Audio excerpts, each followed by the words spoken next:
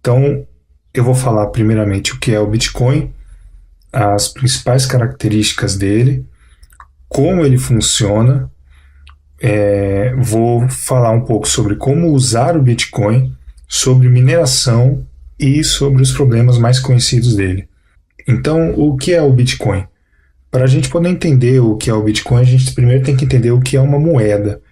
Uma moeda é um meio de troca, é um artefato que é usado para acumular valor e para ser trocado por bens ou serviços, né?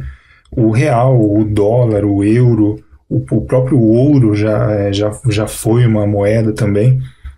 Até hoje é uma moeda, mas é uma moeda mais para investimento do que para uso normal, né? Mas ele foi muito usado antigamente justamente para troca de bens e troca de serviços também, né?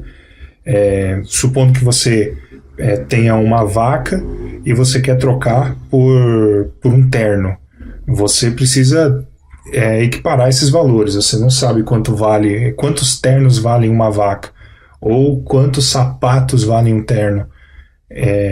São todos produtos e serviços também que possuem valores, e você precisa ter um meio de equalizar esses valores para poder facilitar a troca, né? Então você troca, por exemplo, a sua vaca por R$ 100 e você compra um sapato por R$ 50. Significa que 2 pares de sapato valem uma vaca. Mais ou menos isso que é para isso que serve a moeda, para ser uma forma de concentrar o valor numa base monetária comum, para que qualquer bem ou serviço possa ser convertido nessa base monetária. O Bitcoin não é diferente disso. Ele serve como uma moeda. Ele serve justamente para você poder quantificar valores em Bitcoins também. Então, por que é que existe o Bitcoin? Por que é que o Bitcoin ele existe e ele pretende substituir as moedas que a gente conhece como o real ou o dólar? O Bitcoin ele não depende de um emissor central. Então, por exemplo, no Brasil, o real é emitido pelo Banco Central do Brasil. O dólar é emitido pelo Banco Central americano. E todas as moedas estatais são emitidas pelos seus respectivos países, né? O que acontece? Essas moedas, elas são moedas fiduciárias, que significa que a entidade que emite essas moedas tem total liberdade para emitir novas moedas à medida que eles julgam isso necessário. Então, sempre que faltam reais no Brasil, mais reais são impressos, são emitidos como títulos de dívida pública, como juros, enfim. O governo define a melhor forma de emitir esse dinheiro e para quem esse dinheiro vai ser destinado. E aí ele emite novo dinheiro. O Bitcoin não funciona dessa forma. O Bitcoin ele não tem uma autoridade central controlando ele. Então você não tem nenhum governo, nem nenhuma casa da moeda, nenhum banco administrando a rede do Bitcoin. O Bitcoin é uma rede autossuficiente, ela funciona sozinha e ela emite os próprios Bitcoins de acordo com o que foi estipulado no protocolo dele. Então é uma emissão controlada e que todo mundo conhece, né? Eu vou falar um pouco mais sobre como é a emissão de novos bitcoins mais para frente. Mas o que é importante dizer é que ela é uma moeda escassa, ou seja, ela tem um limite de emissão, e o limite é de 21 milhões de bitcoins. 21 milhões pode parecer pouco, mas esses bitcoins eles podem ser divididos em até 8 casas decimais. Então você tem até 0.0000001 bitcoin, e isso tem um valor, entendeu? É um valor muito pequeno. Então um bitcoin já tem um valor muito elevado. Isso não é um problema. O fato de ter apenas 21 milhões de bitcoins não é necessariamente um problema. Então, como que funciona o Bitcoin? Para entender como funciona o Bitcoin, nós temos que entender basicamente 2 tópicos específicos dele, que são os endereços Bitcoin e a corrente de blocos. Eu vou falar um pouco sobre cada um deles e, em detalhe, eu vou começar pelos endereços. Um endereço Bitcoin é um código de até 34 caracteres, entre 27 e 34 caracteres, que é um endereço onde você pode armazenar os seus Bitcoins. Você pode gerar inúmeros endereços Bitcoins. Esses endereços são praticamente infinitos. Eles têm um limite, mas é um limite altíssimo, que se fosse colocar hoje, cada habitante da Terra poderia ter quintilhões de endereços. Assim, é um número muito grande, impronunciável. Cada endereço Bitcoin é uma chave pública de criptografia, e cada um tem a sua respectiva chave privada. Esse par de chave pública e chave privada é a base das transações com Bitcoin. A chave pública, obviamente, ela é pública, então não tem problema você informar essa chave para outras pessoas. Na verdade, você tem que informar essa chave para outras pessoas porque é através dela que elas vão transferir dinheiro para você. Já a chave privada, ela tem que ser mantida, como o próprio nome diz, de forma privada. Ela é o segredo da chave pública. Com a chave privada, você consegue gastar os bitcoins que existem naquele endereço. Então, essa é a parte secreta que você tem que manter. É como se fosse a senha daquela chave, daquele endereço. Então, você precisa manter sempre a chave pública de uma forma secreta para poder garantir a segurança do seu dinheiro, né? Um artifício que é muito usado nas transações do Bitcoin são os QR Codes, que são esses desenhos de código parece um código de barras, só que com vários quadradinhos. Esse QR Code nada mais é do que a representação desse código, dessa chave pública, de uma forma gráfica. Essa forma é muito fácil para câmeras e para leitores de tela conseguir ler isso e identificar isso como um código. Então, na verdade, sempre que você vê um código desse aqui, você pode ter certeza que ele representa ou um QR Code ou um endereço de internet. É só uma forma de facilitar a leitura desses endereços por aparelhos, por leitores de código de barra ou por celulares, câmeras de celular, enfim. A corrente de blocos é a segunda base do Bitcoin. O que é a corrente de blocos? É um banco de dados distribuído. Simples assim. A corrente de blocos é um banco de dados que é aumentado a cada 10 minutos. Esse é o tempo que o protocolo do Bitcoin define como o tempo ideal de criação de cada bloco. E a corrente de blocos, ela é formada por blocos de transação. Então, cada bloco da corrente de blocos possui internamente as transações que foram realizadas naquele momento. E a cada 10 minutos um bloco novo é gerado. Isso significa que as transações são incluídas na corrente de blocos a cada 10 minutos. Sempre que você transfere dinheiro de uma pessoa A para uma pessoa B, isso é uma transação. Você está movimentando o dinheiro. E essa transação ela vai ficar armazenada num bloco da corrente de blocos. Qual que é o segredo da corrente de blocos? Cada bloco possui a informação de qual era o bloco anterior a ela. Então, para você poder reprocessar um bloco antigo, você teria que reprocessar todos os blocos que aconteceram depois desse bloco que você quer reprocessar. Isso, computacionalmente, é impossível de fazer, porque para você poder gerar cada bloco, a quantidade de processamento que um computador tem que fazer é muito grande. Então, para você reverter uma transação antiga, ou para você estornar essa transação antiga, é praticamente impossível. Isso na verdade é possível. Eu vou descrever mais para frente um ataque que é chamado do ataque dos 51%, mas para isso o atacante teria que ter mais de metade da capacidade de processamento de toda a rede no mundo inteiro. Então é praticamente impossível disso acontecer. O que acontece com a corrente de blocos é que cada bloco é gerado de uma forma que o bloco atual precisa ter a informação de qual é o bloco anterior a ele.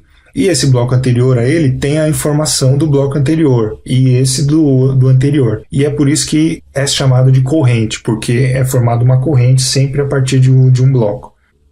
A corrente de blocos, ela é pública, ela é conhecida por todo mundo. Isso significa que todo mundo tem acesso a todas as transações que são realizadas dentro da rede Bitcoin. Então, sempre que uma pessoa A manda dinheiro para uma pessoa B, essa transação ela é publicada e todo mundo que tem a corrente de blocos vai ter uma cópia dessa transação. Isso é o que garante que não vai haver o gasto duplo. Ou seja, quando eu transfiro uma moeda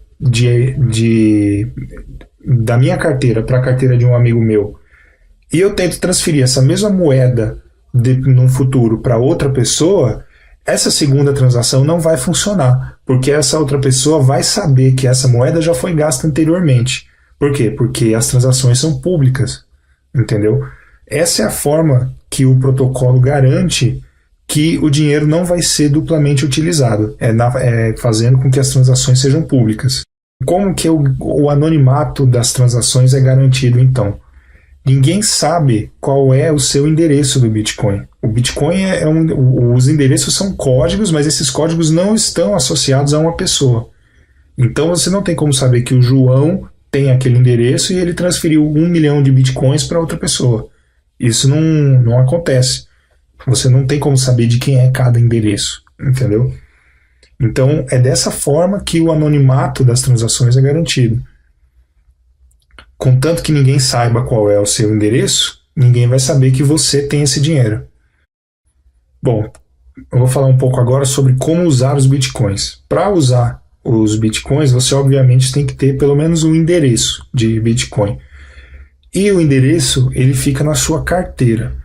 A carteira, o que é? Ela é um programa que você pode ter ou instalado no seu computador, ou instalado no seu celular, ou num site especializado nisso, uma web wallet, né, que chama, ou mesmo num papel. Você pode ter uma carteira em papel também. A carteira ela serve para quê? Ela serve para acumular os seus endereços Bitcoin. Então você pode ter um ou mais endereços. Na verdade, o ideal é que você tenha um endereço para cada transação que você vai fazer. Então a carteira ela serve para isso, para poder agrupar os seus endereços e facilitar a gestão do seu dinheiro. O jeito mais fácil que eu considero para usar bitcoins, e isso é uma opinião pessoal, obviamente, é com um smartphone. Você tem a sua carteira no seu celular, você tem lá então o seu dinheiro e você consegue usar isso na rua, você consegue usar isso na internet, consegue usar em qualquer lugar. Você consegue enviar e receber dinheiro de uma maneira muito fácil, né? Eu vou demonstrar aí o funcionamento básico de uma transação em uma loja virtual ou em uma loja física, mas basicamente é igual de qualquer forma. Então, para usar os bitcoins, eu vou dar dois exemplos aqui, um para uma loja virtual e outro para uma loja física, né? Uma loja da rua, assim, que existe de verdade. Em uma loja virtual, o funcionamento é bem simples. Você escolhe os produtos que você quer comprar. Na hora de você fechar a sua compra e fazer o pagamento, você escolhe a forma de pagamento Bitcoin e a loja vai gerar um endereço e vai te dar o valor que você tem que transferir para esse endereço.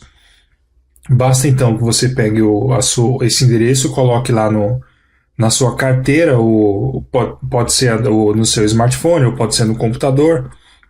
Você faz a transferência do valor que está sendo solicitado por um endereço e em questão de segundos a loja já vai receber a primeira notificação de que o pagamento foi realizado e vai prosseguir com o seu pedido normalmente. Se você estiver fazendo um pedido de alguma coisa que seja mais cara ou que exija algum tipo de confirmação, a loja pode esperar que essa transação seja confirmada em alguns blocos antes de liberar o pedido para você. Isso acontece a cada 10 minutos. Cada 10 minutos é gerado um bloco com todas as transações que aconteceram naquele período e a sua transação vai ser uma das transações que vai estar contida no próximo bloco. Isso garante que a transação não vai ser estornada, não vai ser revertida. A partir de 2 ou 3 confirmações já é suficiente para a transação ser praticamente impossível de ser revertida. Se você tiver... Tem até um ditado aí, se você estiver vendendo uma casa usando bitcoins, você espera 6 confirmações, ele que vai levar 1 hora, e tá tudo certo. Você tem certeza que esse dinheiro não vai ser estornado nunca mais.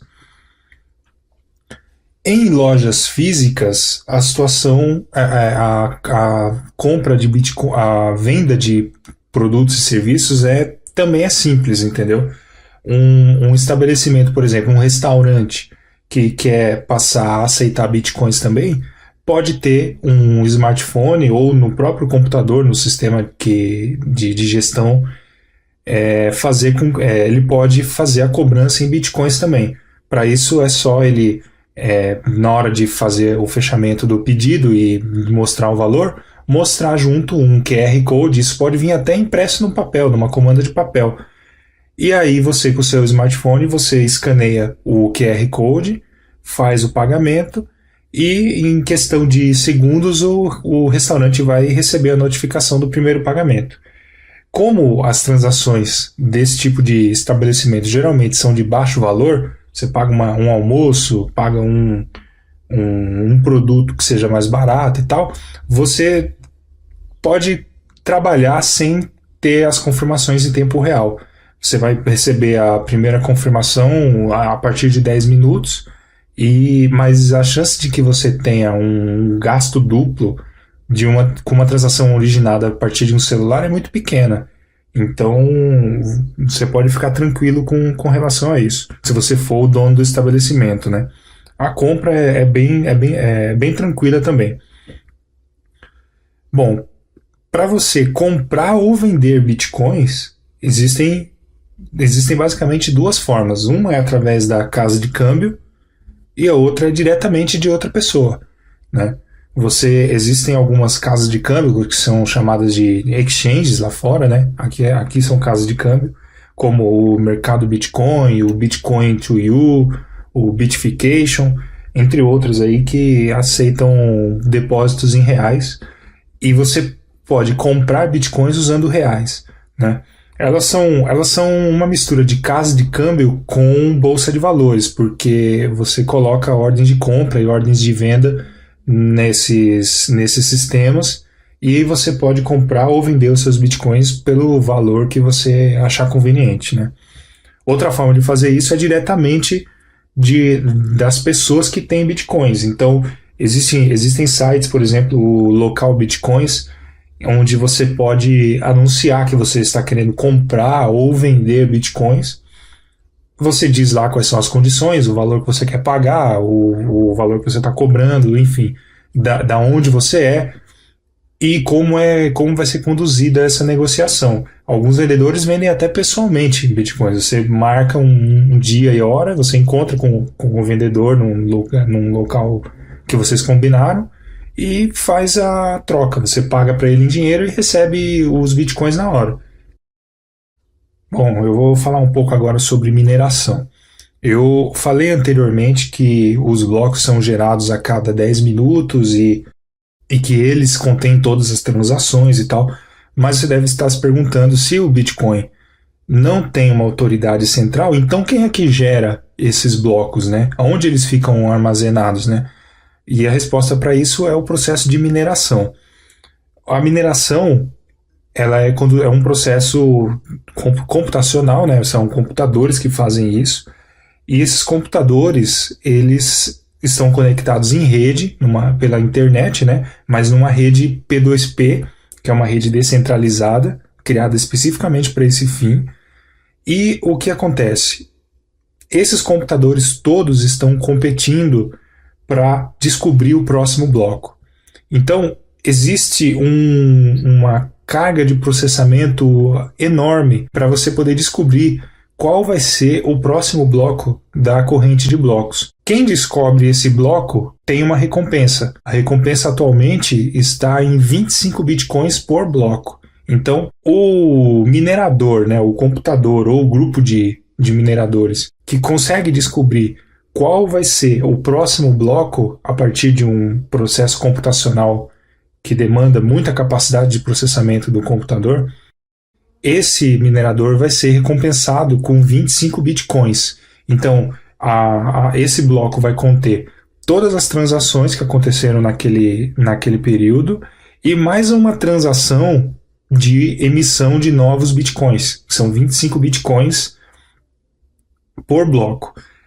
O tempo médio de criação de cada bloco é de 10 minutos. Ele pode não ser exatamente 10 minutos, mas o protocolo tenta colocar como tempo ideal 10 minutos. Então, o que acontece? Prevendo que a cada ano, a cada 6 meses, sei lá, a capacidade de processamento dos computadores fica mais e mais potente, né, mais veloz, o protocolo prevê que o cálculo que é necessário para poder fazer um novo bloco tem que ser dificultado. Então, o que ele faz? A cada 2016 blocos, o protocolo verifica quanto tempo, em média, os últimos 2016 blocos foram gerados para poder definir qual vai ser a dificuldade dos próximos 2016 blocos. Se você colocar numa linha do tempo, 2016 blocos, se forem gerados a cada 10 minutos, dá exatamente 2 semanas. Então, a cada 2 semanas, a dificuldade da mineração é recalculada pela própria rede, e a própria rede define que o processo de mineração vai ser mais difícil ou mais fácil, né? Isso tudo depende do quê? Da capacidade de processamento de toda a rede. Então, no começo do Bitcoin, por exemplo, em 2009, com um computador simples da época, com uma placa de vídeo barata, já era suficiente para poder minerar bitcoins com relativa facilidade, né? Hoje em dia, existe hardware especializado na mineração de bitcoins, hardware que consegue superar milhares de vezes o desempenho de uma placa de vídeo para essa tarefa, né?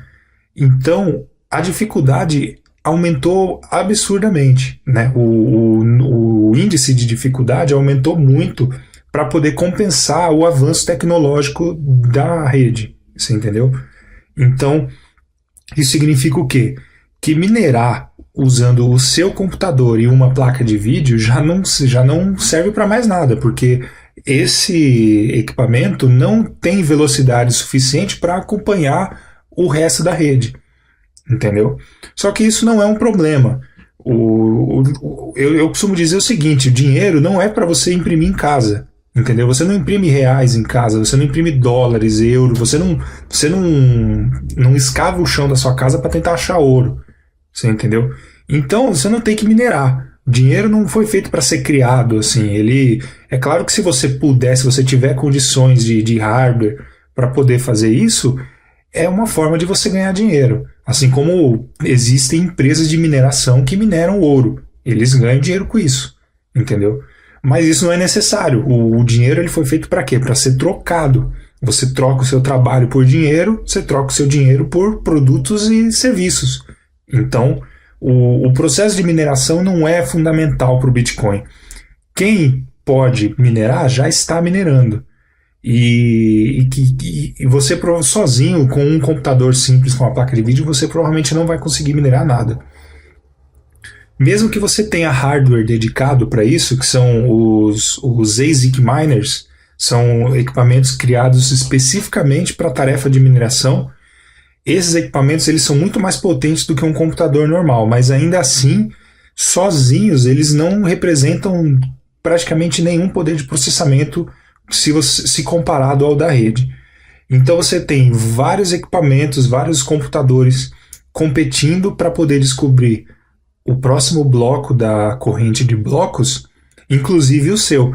Então a sua chance de descobrir o próximo bloco é a mesma fração de capacidade de processamento do seu computador em relação ao restante da rede. Ou seja, nos dias atuais é muito pouco, entendeu?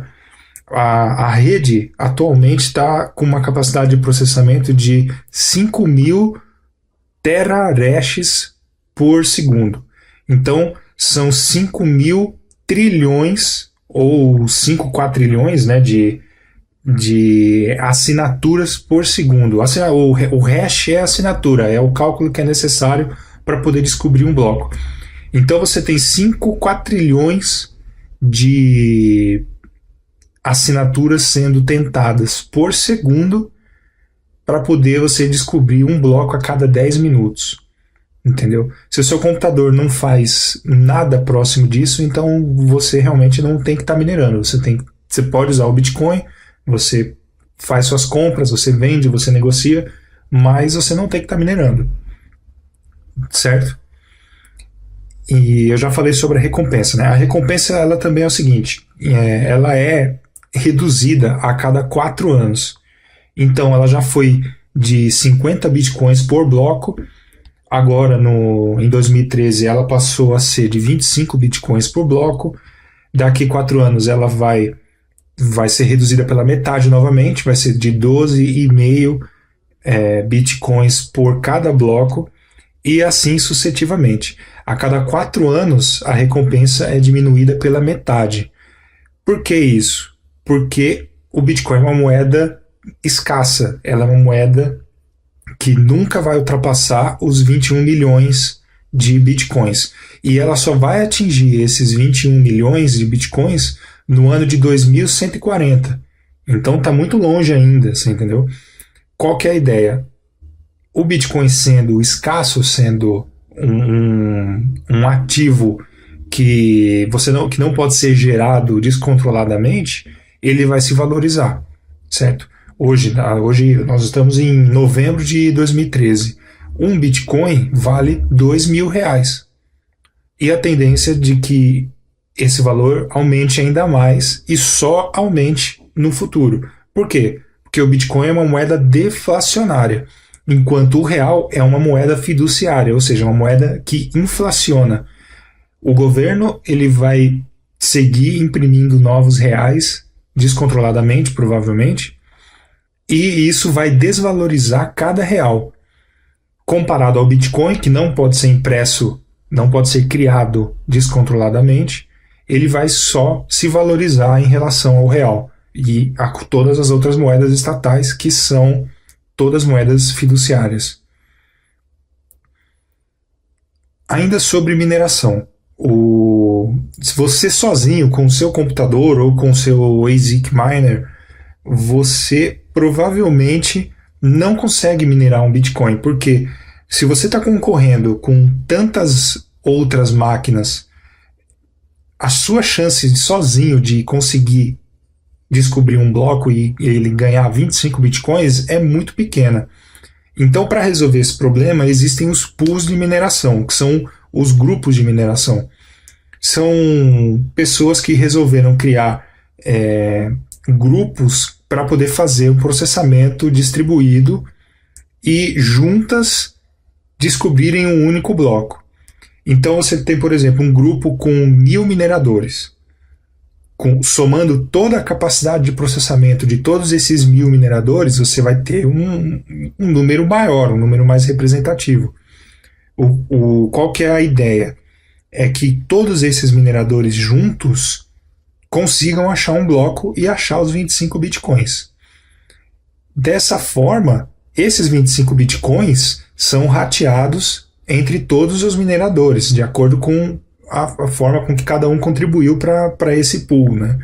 Então, você aumenta a frequência com que você ganha a recompensa, mas você diminui a recompensa porque você tem que dividir ela com os outros mineradores do mesmo grupo, né? É uma forma de ganhar o dinheiro mais rapidamente, né? Bom, agora eu vou falar um pouco sobre os problemas conhecidos. Um deles eu já tinha adiantado, que é o ataque de 51%. o que acontece? Se uma única pessoa ou um único pool de mineração conseguir deter 51% da capacidade de processamento de toda a rede, teoricamente esse pool pode fazer com que o sistema seja desestabilizado.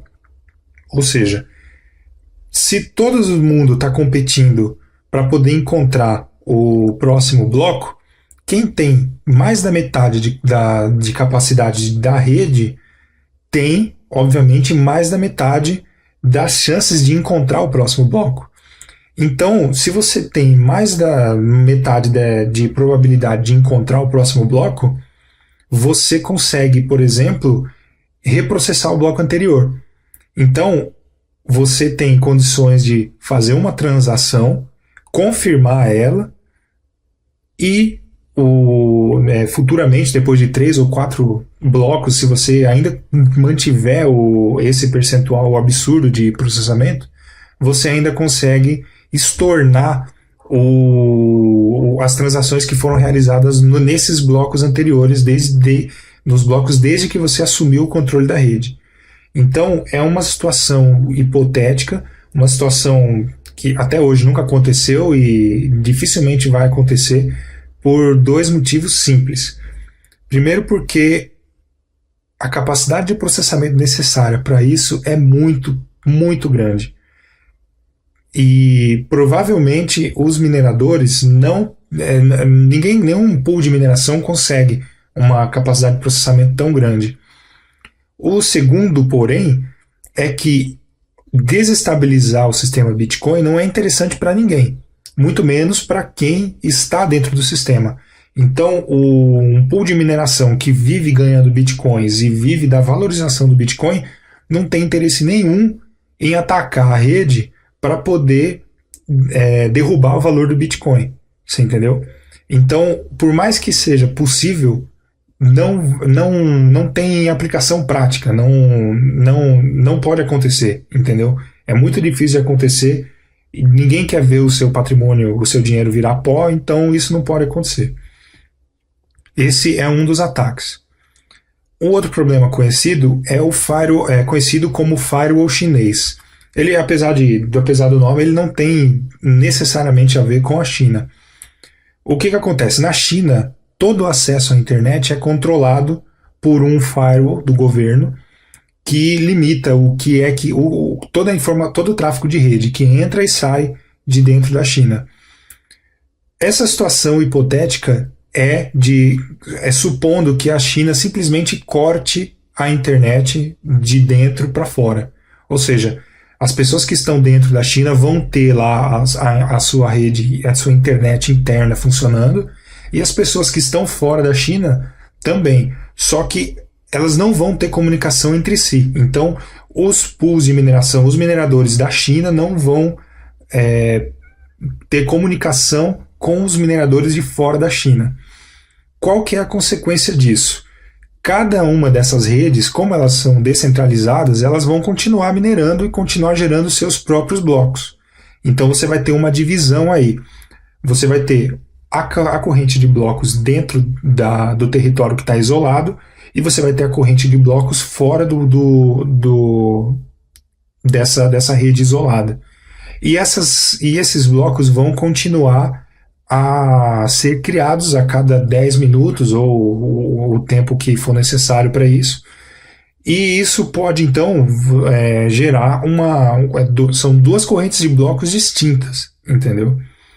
O protocolo Bitcoin está preparado para isso, porém, o que acontece nesse caso não é legal. Porque quando as redes voltarem a ter comunicação umas com as outras, uma com a outra, o protocolo Bitcoin define que a maior corrente de blocos deve prevalecer. Então, se a maior corrente de blocos for a que aconteceu na China, é ela que vai prevalecer. E todos os blocos que foram gerados na corrente de fora vão ser estornados até o momento em que a rede era uma só. Então, qual que é o maior problema disso? As transações que antes estavam confirmadas, agora elas vão ter que ser reconfirmadas, E se houve um ataque de gasto duplo nesse meio tempo, essas transações não vão ser confirmadas. Então, a transação que vai prevalecer é a do maior bloco, e a transação que antes havia sido confirmada na corrente que não existe mais, agora não existe, a transação não existe mais. E isso pode acarretar um prejuízo financeiro para alguém. Já aconteceu da blockchain se dividir uma vez, houve um problema técnico entre versões do Bitcoin, mas isso acabou se solucionando porque a engenharia do Bitcoin, a forma como ele foi feito, permite isso, permite que as transações sejam reconfirmadas na corrente que prevaleceu, né? E a maioria das transações realmente foi confirmada normalmente, né? O terceiro e o quarto problema que eu vou relatar aqui, eles não são de ordem técnica, e sim de ordem política, que é, por exemplo, uma proibição estatal. Imagine que o governo brasileiro, por exemplo, proíba qualquer tipo de negociação usando bitcoins. Então, isso é um problema de ordem legal. As empresas, por exemplo, uma empresa que antes aceitava bitcoin, vai passar a não aceitar mais. As negociações de bitcoin respaldadas por um processo legal não vão estar mais.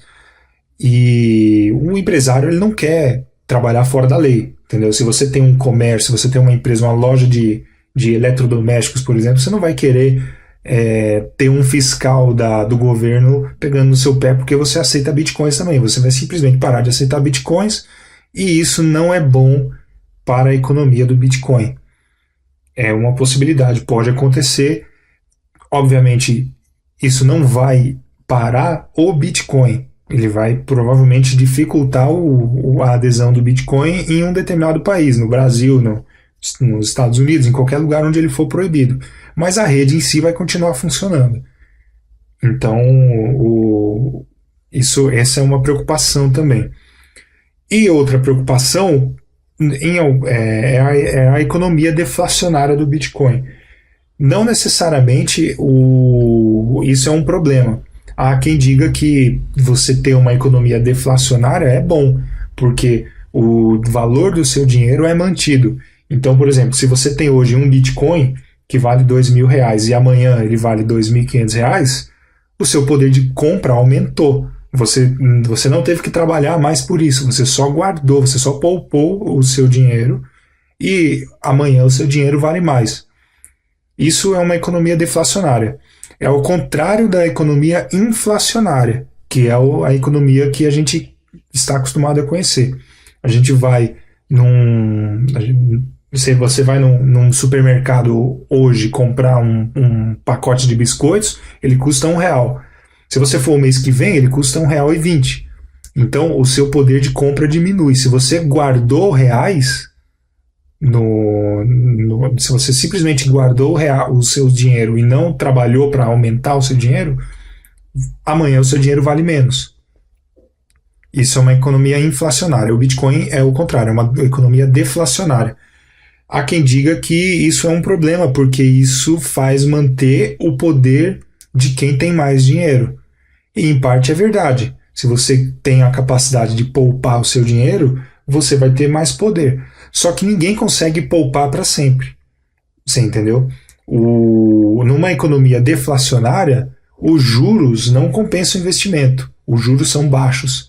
Então você acaba tendo que gastar o seu dinheiro para poder viver, para poder pagar suas contas, para poder comer, para poder vestir e fazer tudo.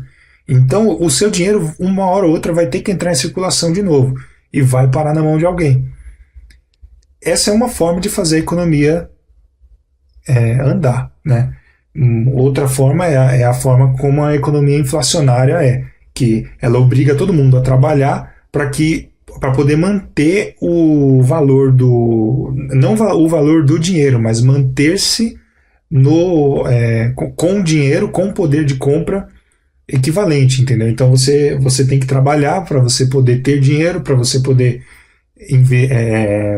emprestar dinheiro, por exemplo, para os outros e cobrando juros por isso. Os juros é sempre o valor da inflação mais o valor do seu lucro. Então, os bancos ganham muito dinheiro com isso, e essa é uma forma de abordar também. Eu não vou dizer aqui o que é melhor e o que é pior, mas isso fica para você, né? Bom, então só para concluir, a gente viu que o Bitcoin é uma moeda escassa, então ela é deflacionária. Ela não é controlada por nenhum governo e nenhuma empresa. A emissão dela é constante e conhecida por todos. Ela é pseudo-anônima. As transações são públicas, mas ninguém sabe quais são as partes que realizam essas transações. As transações não podem ser estornadas. As transações elas têm um custo muito baixo ou são praticamente gratuitas. O Bitcoin permite microtransações, então você consegue fazer transações de 10 centavos, equivalente a 10 centavos de real, 1 centavo. Se você quiser transferir 1 centavo para alguém, você consegue fazer isso usando o Bitcoin. Cada vez mais estabelecimentos aceitam o Bitcoin. Então, por exemplo, o Subway lá dos Estados Unidos já está aceitando Bitcoins. O WordPress aceita Bitcoins. Aqui no Brasil nós temos alguns estabelecimentos também que aceitam. E que o Bitcoin é fácil de integrar com os sistemas atuais. Se você tem uma loja, se você tem um site que vende alguma coisa, você pode facilmente receber Bitcoins. Isso não é difícil de integrar com o seu sistema atual. Tá certo? Eu espero que vocês tenham gostado do vídeo. Deixem aí comentários, sugestões, dicas. Se eu cometi algum erro, vocês me dizem aí. E eu estou à disposição para qualquer esclarecimento. Um abraço e até mais, hein?